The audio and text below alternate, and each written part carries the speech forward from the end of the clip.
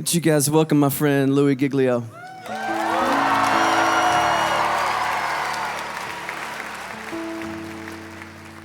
You guys can have a seat. Thank you so much. Man, what a great confession. We're calling this, I think you knew this already, the How Great Is Our God Tour. Not just because God has given Chris this phenomenal song that circled the globe, but we're calling it the How Great Is Our God Tour because we are here tonight worshiping a God that is far beyond anything we could ever dream of or imagine. We are here tonight to worship a huge, massive God of grace and glory. If there's anything that can happen tonight, our heart is that we will leave tonight with at least a couple of things having happened to us. One being that our view of God will be completely blown up all over again, and that the view that we have of God will be expanded in this place tonight, and that we will leave here with the confidence that He is able to hold on to us and hold us together no matter what circumstances come our way in this lifetime. And if you were with us on the Indescribable tour, we sort of took a swing at that first part, looking at the bigness of God and the greatness of the universe. Anybody make it out to the Indescribable tour, by the way? A few of you guys were there. The story of it in a nutshell was that the heavens are telling the glory of God. Their expanse declares the work of His hands. In other words, all you have to do is look up and you see the size of the God that we're worshiping tonight. We ended that, just a little review, with this galaxy right here, the Whirlpool Galaxy. You're like, man alive, we're talking about astronomy at a Christian worship service. Why not? The God that we're worshiping tonight is the one who created that right there. It's called the darling of astronomy. The reason why is it's sitting completely perpendicular to us on Earth. And when we look up at it, we get this beautiful view. But check this out. The Whirlpool Galaxy is 31 million light years away from where you're sitting right now. Okay, they got nothing in here tonight. 31 million light years away. That's just the first little thing we got to catch up with tonight.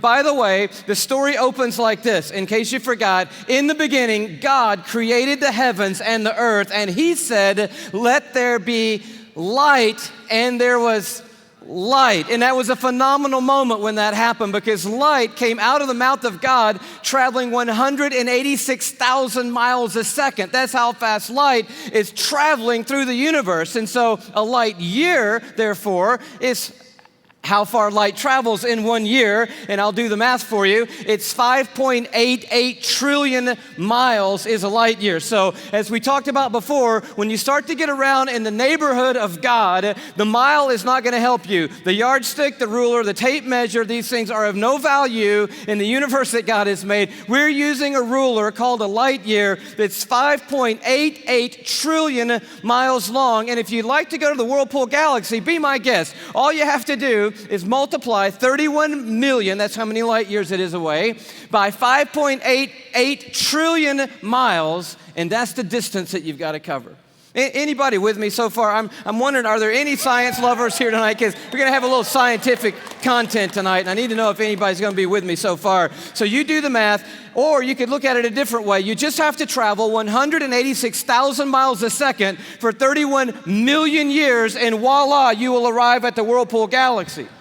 Second thing that's pretty stunning, given that our God made that, is it contains 300 billion stars. In that one galaxy, 300 billion stars. And it is one of hundreds of billions of other galaxies in the known universe that God has made. And it just reminds us all over again tonight, man, this God that we're singing to tonight, He's enormous. He's bigger than anything we've ever dreamed of. He's bigger than our wildest imagination of Him. But we ended by looking inside that thing, and this is pretty stunning. Those of you who've seen it remember, but the Hubble Space Telescope is circling the Earth at 360 miles above the Earth, and it takes amazing images of these galaxies and other phenomenon of the cosmos, and it looked into that white core of the Whirlpool Galaxy, and lo and behold, there is a black hole in there. And we'd never seen it before until Hubble could take an image of it, and I found this on NASA's site, hubblesite.org. This is what Hubble sent back to us from 31 million light years away from the black hole core of the Whirlpool Galaxy. They send us back this image right here, and it's just crazy. It's crazy. It's the glory of God, the grandeur of God. It's the grace of God and the mercy of God everywhere we look. It's the imprint of God in all of creation, everywhere we turn. And tonight we just want to begin with the bigness of God, the grandeur of God all over again. We're going to do it by looking at 4 stars. Can you handle 4 stars tonight? The first one's easy because there's just one star in our solar system, and that star is called the sun. Thank you very much. Yes, it's our own star. It's there's an image of it for you, by the way. It's a little more fierce than we often think. It's 10,000 degrees Fahrenheit on the surface, but what I want you to see about it is how big it is.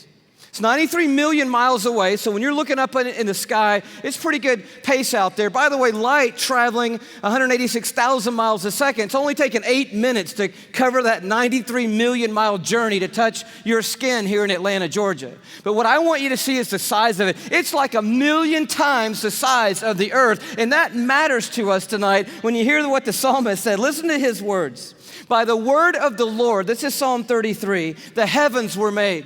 In other words, God didn't lift a finger when he made the universe. By the word of the Lord, the heavens were made. But he goes on to say, their starry hosts by the breath of his mouth. So we're looking at something so intense that we don't want to get any closer than 93 million miles away, which is what we are right now. And then we read that God just breathes out stars. It's crazy to think about it. 1,000,000 times the size of the earth. So here's a little perspective that sort of changed my life. If the earth were the size of a golf ball, okay, the sun would be 15 feet in diameter. Okay, that didn't seem to move anybody either, so let me try it a different way. Let me just try it just a different way. I thought I might need this, so I brought a golf ball, okay? So all through the evening, this is gonna represent Earth, all right? So this is where we are. I need everybody in the building to look as closely as you can and find yourself, okay? And when you found yourself, I want you to nod your head so that I know you've located you on the earth, okay? You're nodding your head? Okay, you found yourself. If the earth were a golf ball, the sun would be 15 feet in diameter. That's not 15 feet in diameter. Can we blow that up just a hair, maybe give them 15 feet in diameter? So here's a little perspective for you, okay? Is this working for anybody? Here we are on the earth, and that's the sun. It's so big, you could put 960,000 Earths inside the sun. So if the earth were a golf ball and the sun were 15 feet in diameter, you could put 960,000 golf balls inside that 15-foot diameter sun. That's enough golf balls, by the way, because I know that seems like a big number, to fill a school bus with golf balls could fit inside the 15-foot in diameter sun. It's a massive star, and it's one of hundreds of billions of stars in the Milky Way galaxy, our cul-de-sac in the neighborhood called the cosmos that God has made. It's huge, and we're worshiping a star-breathing God tonight. But I want to tell you about the second star, okay? Because the second star absolutely wrecked my life. I heard about it when I was a high school student here in Atlanta. One of our youth leaders did a talk, and he mentioned this star. I didn't know how to talk to God for about 2 months after I heard about this star. It's called Betelgeuse or Betelgeuse. You can pick your pronunciation. I'm obviously going with Betelgeuse, and Betelgeuse is incredible. Here it is in the night sky. I know it doesn't look incredibly ferocious, but it's 427 light years away. So that's 427 times 5.88 trillion miles away from us right now. Draw it in a little closer with the Hubble Space Telescope, and you can start to get a little bit of the feeling of its intensity. But this is the crazy thing about Betelgeuse. Are you ready for this? Betelgeuse is twice the size. Are you ready? You think I'm going to say twice the size of the sun? Oh no, it's twice the size of the Earth's orbit around the sun, Betelgeuse is. It's crazy. If the earth were a golf ball, Betelgeuse would be the height of 6 Empire State Buildings on top of each other. Now, come on, have you seen the Empire State Building? I mean, maybe what you're gonna need to do is gather the family, get a golf ball, get some plane tickets, and fly up to New York. And you're gonna go into Midtown, you're gonna take your golf ball and put it on the sidewalk outside the Empire State Building. Don't worry about people thinking you're crazy. They're not even going to notice you in New York. You're going to go across the street. You're going to look up at the Empire State Building and imagine 5 more Empire State Buildings on top of the Empire State Building. That's Betelgeuse, and that's the earth, and somewhere you're on it.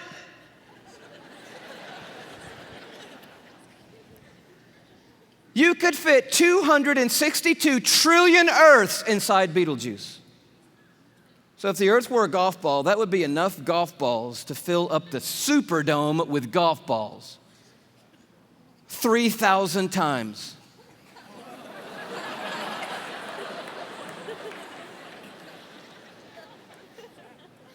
When I heard that as a teenager, that stumped me right there. Because most of my praying had been advising God, correcting God, suggesting things to God, drawing diagrams for God, reviewing things with God, counseling God. The third star, can you go a little bit bigger with me? The third star is called Musifi. Here it is in the night sky. It's that gold star to the top left. We have the big image of it. It's 3,000 light years away, but I just want you to see it in the span of all these little glittering stars so that you know that at times when you look up at night, it is not just twinkle, twinkle, little star, how I wonder what you are. I'm telling you what you are. What you are is intense and huge and massive and ferocious is what you are. And this one used to be called Herschel's Garnet Star. Check it out. If the Earth were a golf ball, Musifi would be the width of 2 Golden Gate bridges end to end. Apparently, you're going to need to go from New York to the West Coast. Go to San Francisco with your family and your golf ball. Place your golf ball at the beginning of the Golden Gate Bridge. Go across the bay into Oakland to a high place where you can see the entire Golden Gate Bridge. Another second Golden Gate Bridge will be in your imagination. Span all the way back the 2 Golden Gate Bridges to the very beginning and find your golf ball over there. That's the Earth, and somewhere you're on it. One of the stars in the Milky Way galaxy. It's so big you could fit 2.7 quadrillion Earths inside this one star. Thank you so much. Where have you been all night? Now, quadrillion we have not talked about, and I need to explain this just briefly because I don't know about you, but I do not understand the national debt or any numbers bigger than about $875.28. I get that number. Go bigger than that, I don't know. But you need to understand a quadrillion, okay? Because this star is crazy big. A quadrillion, let's do it this way. Everybody knows a million, right? How many of you know what a million is? You can kind of get your head around a million. Everybody? All right. You know that a billion's 1,000 million, and a trillion is 1,000 billion, and a quadrillion is 1,000 trillion, right? Everybody knew that? Here's the perspective. This changed my life, right? A million seconds ago, 12 days ago. Isn't that cool? See, that saves you doing that on your little calculator at home, which I dare you to try to do when you get home tonight. But a billion seconds ago, you're thinking, oh my goodness, if it's 12 days ago, I'm going all the way back to like September with you, Louie. This must be crazy, right? How about May 1975 is a billion seconds ago? You're like, whoa, that's a little bit bigger than a million. Oh yeah. A trillion seconds ago, you're like, I'm on the 1800s. No. Christopher Columbus? No. 29,700 BC is a trillion seconds ago. A quadrillion seconds ago, 30,800,000 years ago is a quadrillion seconds ago. We're talking about a really large number, and Musifi is so big, you could put 2.7 quadrillion Earths inside this one star. But it is not even the biggest star we have found. I love science, and science has just brought us the largest star they found. It's called, are you ready for this? Canis Majoris.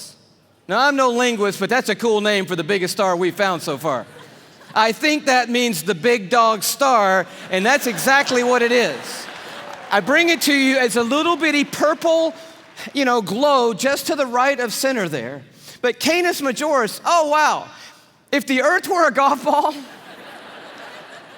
Canis Majoris would be the height of Mount Everest.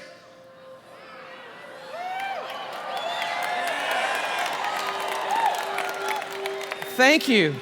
You just saved your family plane fare from California to Kathmandu, Nepal.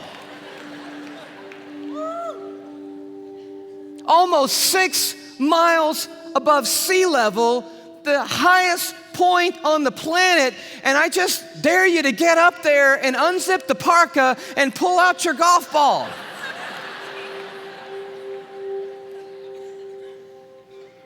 You could fit 7 quadrillion Earths inside Canis Majoris. That's enough Earth, if the Earth were a golf ball, to cover the entire state of Texas in golf balls, 22 inches deep. You see the one you're on?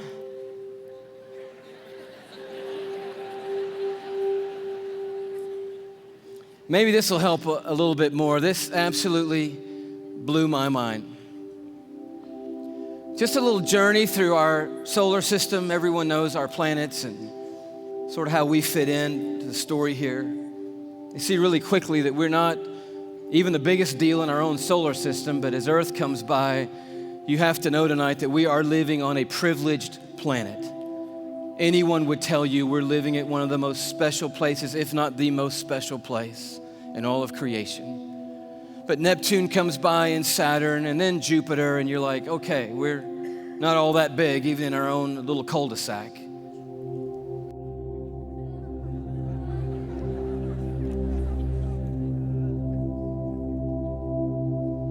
I just noticed the blue dot fading away is not the Earth. That's Neptune. The Earth has gotten too small to see anymore.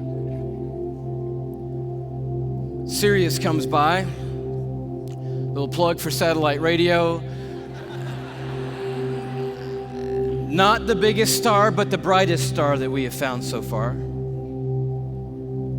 Pollux, which we didn't mention. Arcturus. Such a beautifully named one, Regal. But then the one that messed me up.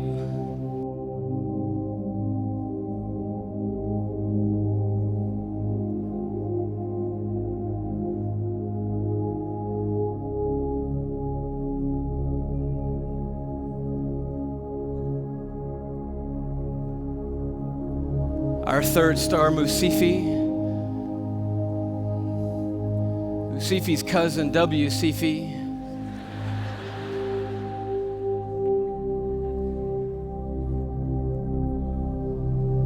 And Canis Majoris.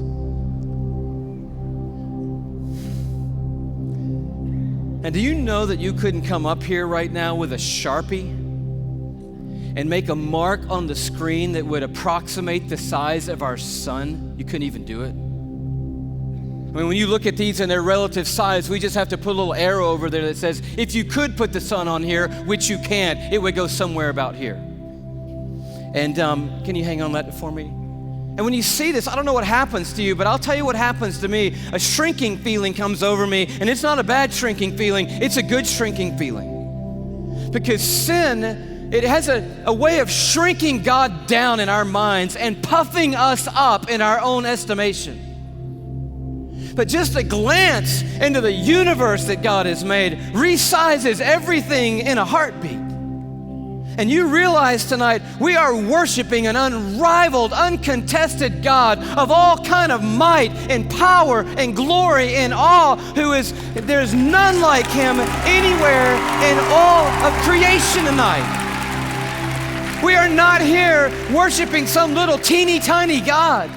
We are the teeny tiny ones, you and me. We are small and weak and fragile and frail. We are, you and me tonight, one of 6.5 billion people on this little golf ball sized planet in this massive universe that God has made.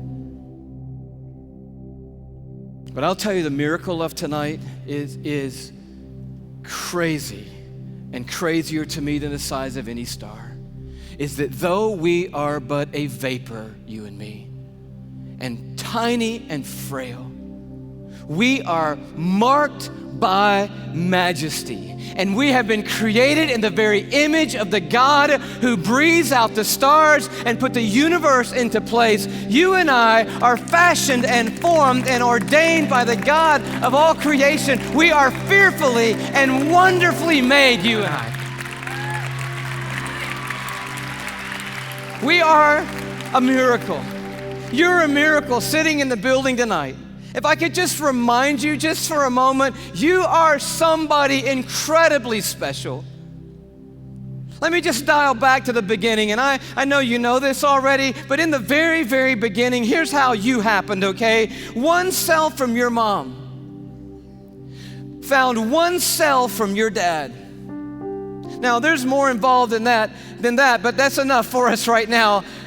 And by the way, we should applaud the one cell from your dad, because that one cell did a pretty heroic thing to be the one cell in the story that we're talking about tonight.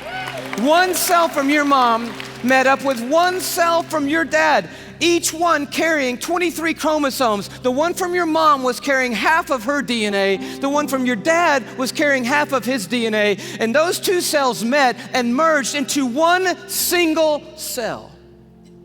And when they did, those chromosomes matched, and they began to form together a brand new DNA code.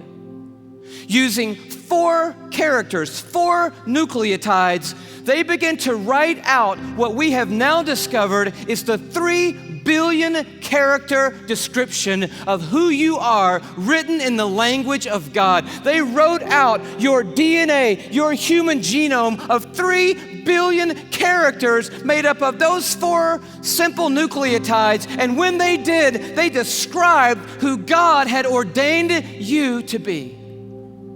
In that one little simple cell.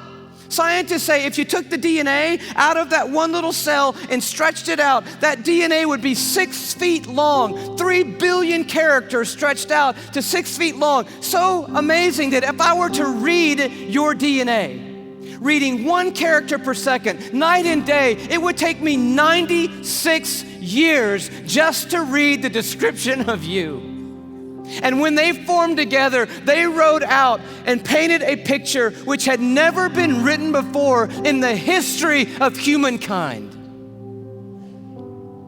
And then that cell did the unthinkable. It set out to build that model from one cell. I'm telling you, you are a miracle sitting in this building tonight. And you have come a long, long way. I mean, here you are. This may not be in the family photo album, but here you are at 3 days old. 16 cells of you. You say, what in the world is that? It's a 16-cell human embryo on the tip of a safety pin at incredible magnification. So by now, that one cell had turned into 16 cells on its way to making the 75 trillion cells that make up your body tonight. Every one of those 75 trillion cells containing that 6 feet of the 3 billion character DNA code that's you. There's so much DNA in your body, by the way. If you stretched it all end to end, there'd be enough DNA to go to the moon and back inside your body. 178,000 times. That's how amazing God has made you to be. 75 trillion cells in your body. And when I told you that, 50,000 of those cells died and were replaced by brand new cells when I told you that. And then just now, 50,000 more cells died and were replaced by brand new cells. It's happening every 3 seconds, day and night, all the days of your existence. And you wonder why you're tired all the time. I'll tell you, you're doing some amazing stuff night and day. We're miracles, you and me. I love the way Augustine said it, one of the great fathers of the church and of the faith. He just nailed it when he said it like this. Men go abroad to wonder at the height of mountains, the huge waves of the sea, the long course of rivers, the vast compass of the ocean, the circular motion of the stars. But they pass by themselves and they don't even notice. In the womb, miracles happening every moment. Here you are at 5 months in the womb. You remember those days? Those were the good old days. And just miracles happening every second. Let me tell you about one. Million optic nerve endings left the optic nerve center of your brain in the womb, headed for 1 million optic nerves that had left your eye. And they had to meet and match their exact partner, 1 million looking for 1 million. And when they found their exact partner out of 1 million and matched up together, in that instant you had sight. And anyone would tell you that to this moment, the most technologically advanced thing on planet Earth is your eye. Oh, but it didn't do you any good, because when that moment happened, you just had one piece of skin completely covering your eyeball. But as I read in one textbook, miraculously and mysteriously at about the 6th month, a little cutting device appeared, and it cut perfectly that piece of skin. And you had eyelids for the very first time in your mother's womb. You are fearfully and wonderfully made. And the God of the heavens is the one who fashioned you together.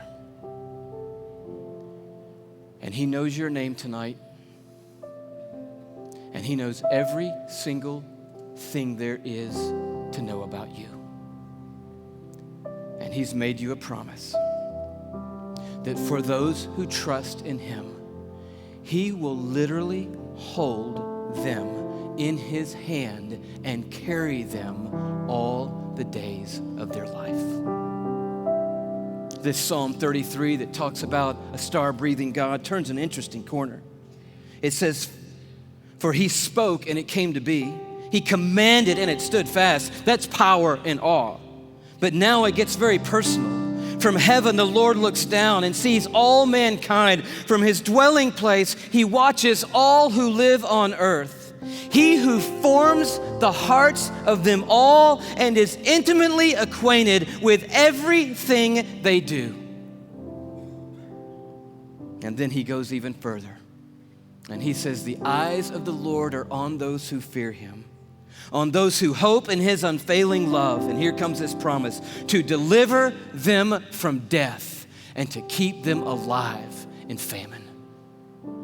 And that is the promise tonight, because this building and our world is filled with hurting people, with lives that are spinning out of control, with pain that we didn't ask for or could never imagine. And God is making a promise to us tonight. He's saying, "I am a universe maker and I am a heart former, but I'm also big enough to be intimately acquainted with all the circumstances of every one of your lives. And I promise you, no matter what comes in this lifetime, no matter how difficult the road or how dark the night, I will hold on to you and I will literally hold you together and carry you through any and every circumstance that ever comes your way, any moment on this planet." It's the promise of God. And you say, "Well, man, that sounds good, but how do I know that's true in my life right now, Louie?" I mean, that's really what we want to know tonight. And I'll tell you how you can know tonight that God will always hold you together no matter what. It's by looking a little deeper into the human body, and it's a little protein molecule called laminin. Yeah, that's about what I felt the first time I heard that. Long story short, the tour was winding down last time around. We were in Tyler, Texas. The night was over. A guy walks up to me. I wish I could tell you the whole story. It was so of God. Introduces himself to me, says, "How are you doing? I just wanted to say hello." I said, "It's nice to meet you." He says, "You guys winding the tour down? Where are you going to go from here?" I said, "Well, I'm on my way back home to Atlanta, Georgia." He said, "Well, what's next for you?" I said, "I'm going to be preaching the next 2 Sundays for my pastor back in Atlanta." He said, "Oh, cool. What are you preaching on?" I said, "Well, the series is on the glory of God in the human body." He said, "That's really amazing. I'm a molecular biologist at the university down the road. Give me your talk." And I was like, oh, wow, I wasn't quite yet ready to unload the talk for a molecular biologist. So I kind of stumbled through what I had, and he's kind of being kind and gracious and like, that's good. And then he says, "Well, what's your big left hook? You got to have a left hook, a big finish, right?" I said, "I don't have a left hook yet." He said, "Oh, Louie, Oh man, your left hook is laminin. And I'm totally blank on laminin. He goes, Louie, it's a cell adhesion molecule. Protein molecule? Do you know about proteins? I'm like, no.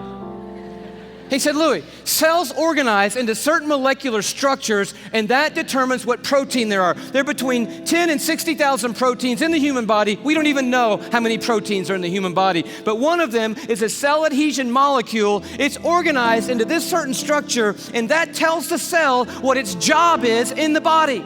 And this one is a cell adhesion molecule. And I'm like, all right. He said, no, Louie, it's like the rebar of the human body. The steel they put in the concrete when they lay the foundations of things, it's that stuff. It's holding your membranes together. It's the glue of the human body, Louie. It's laminin. You got to tell them about laminin.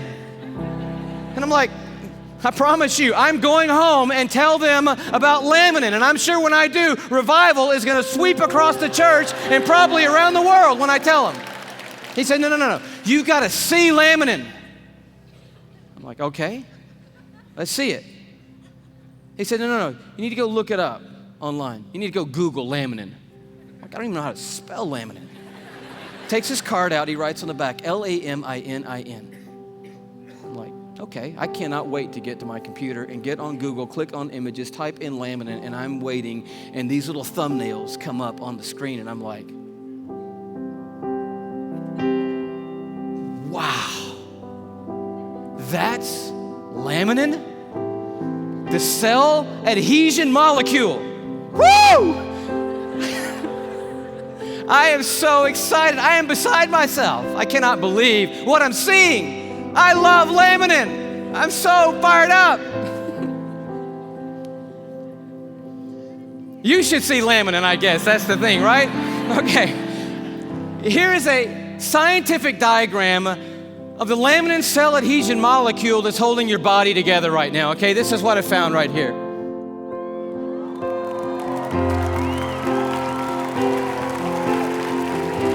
No, come on, that's crazy. That's just crazy. I just can't believe it. I emailed that guy back so fast, I'm like, wow, what in the world? He said, you want to see an actual laminin molecule? I'm like, oh no, man, the diagram was cool for me. I'm happy with that. Don't bother sending anything else. I'm like, yes! And he sends me this image, an electron microscopic image of an actual laminin protein molecule. It looks just like this.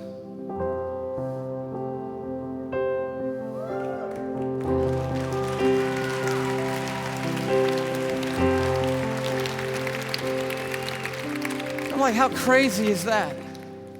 That the stuff that holds our bodies together, that's holding the lining of your organs together, holding your skin on, is in the perfect shape of the cross of our Lord Jesus Christ. And immediately I'm thinking about the words of Paul in Colossians 1. You know this beautiful passage where Paul's talking about the supremacy of Christ and the sufficiency of Christ. He says, for by him, talking about Jesus Christ, all things have been created, things in heaven and things on earth. All things were created by Jesus and for Jesus. But then the next verse goes on to say this. It's crazy. And he, Jesus, is before all things, and in him, that is in Jesus Christ, all things hold together. It's right there. I'm like, of course they do. Of course they do. Everything holds together in Jesus Christ. And he goes on at the end of this paragraph, and he just tells the story of grace.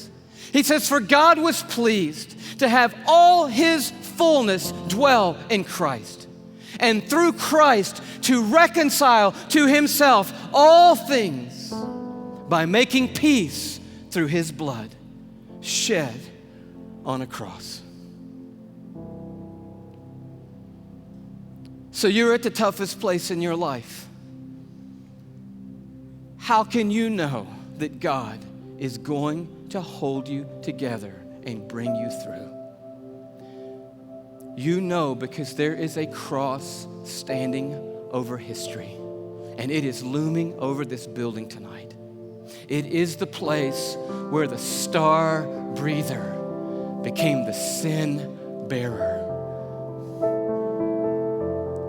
where the universe maker became mankind's savior. And it is proof that God doesn't always change the circumstances. He did not change them for Jesus on that hillside outside Jerusalem. But the cross is also proof that God always has a purpose in the circumstances, and that His purpose and His plan will prevail and will triumph through any circumstances in this world.